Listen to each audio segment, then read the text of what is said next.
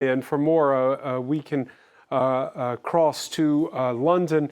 And John Curtice, professor at the University of Strathclyde, thank you for being with us here on France 24. Let me begin by a personal question. Are you confounded by all the attention the French are pouring on the king?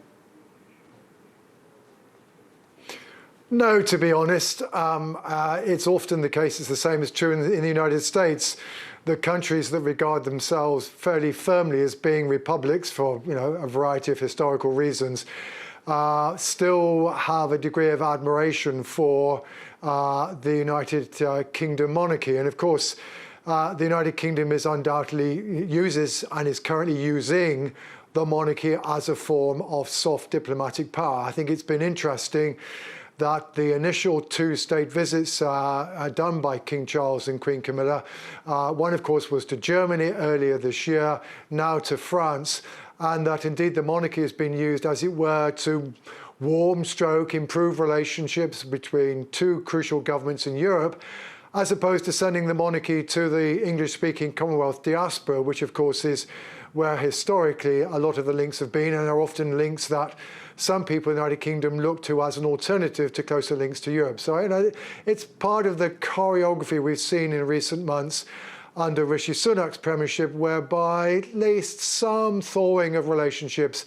between the United Kingdom and some of its European neighbours. And there's been a lot of combing through the history books on this side of the channel. What with a century ago when the Entente Cordiale was founded, King Edward, who was instrumental actually, much more than was thought at the time, in shoring up the alliance ahead of World War I. Is Charles just a symbol, or does he have a role?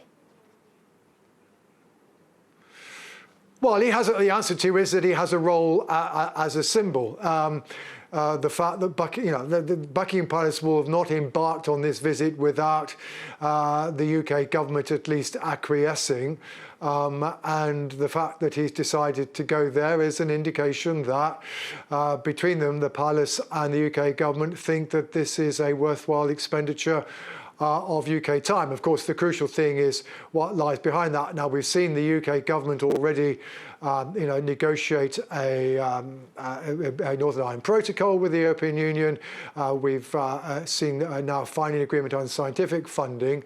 And the United Kingdom is very, very keen to try to come to some agreement, a stronger agreement with France about the migrants that come across the English Channel. And that, of course, is also one of the issues that Keir Starmer, who's also been a visitor to Paris this week, has been raising, suggesting that indeed perhaps the United Kingdom should be willing to accept, to some degree at least, perhaps some migrants from across the whole of the EU in return for the European Union accepting that people who cross the UK the English Channel as asylum seekers should be capable of being sent back. It's been quite the week for the leader of the opposition. First, an interview with the Financial Times where he hints at a rewriting of the treaty post-Brexit with the European Union, and then this Tuesday visit to Paris. What should we make of the fact that Keir Starmer has been into town, but not Rishi Sunak, instead represented by his foreign secretary?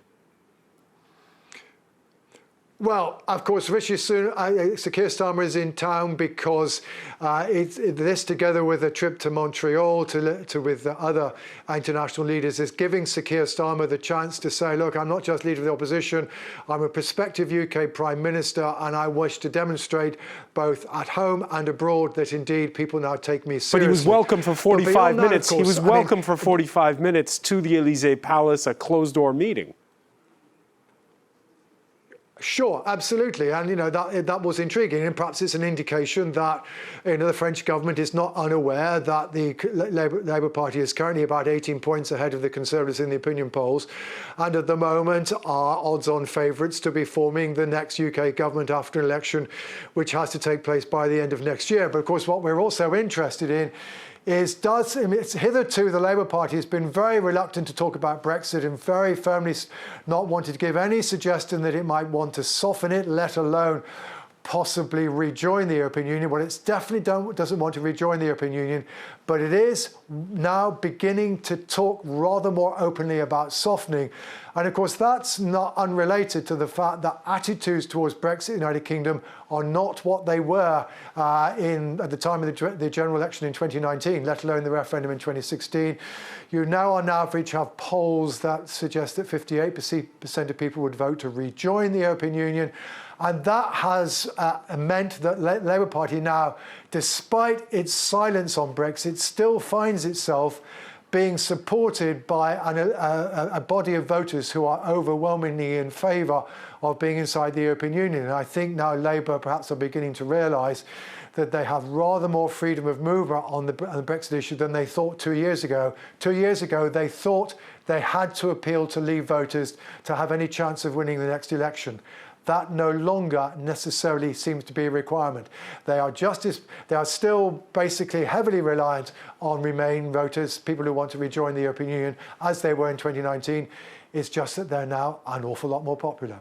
All right, the times they are changing, and Britain's Francophile king is here as part of that warming of relations. John Curtice, many thanks for joining us live from London. Stay with us, much more to come, more news, plus the day's business and sports.